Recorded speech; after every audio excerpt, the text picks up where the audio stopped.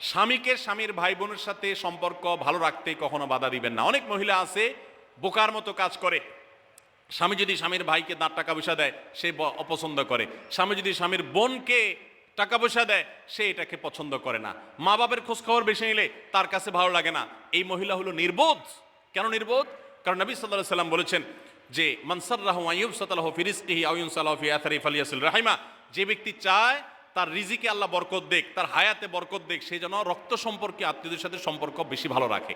তাহলে আপনার স্বামীর রিজিক বেশি হোক, টাকা পয়সা বেশি হোক, তার হায়াতে বরকত হোক, এটা যদি আপনি চান তাহলে আপনি বরং তারা উৎসাহিত করা উচিত। তোমার ভাইটার খবর নাও, তোমার বোনটার বাড়িতে যাও, তোমার মা বাপের খেদমত করো, তাদের সাথে যত সম্পৃক্ত থাকবে আপনার স্বামীতে আল্লাহ তাআলা তত বরকত দান করবেন।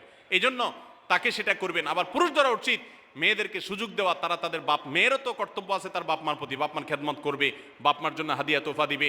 অনেক পুরুষরা আছে মেয়েদের পাওনা অধিকারই দেয় না, হাদিয়া তোফা কোত্থেকে দিবে, তাদের মহরটাই দেয় না, তাদের হাত খরচ দেয় না। আলাদা কিছু হাত খরচ দেওয়া উচিত, যে তার মতো সে খরচ করবে, তার মা বাপের জন্য খরচ করবে।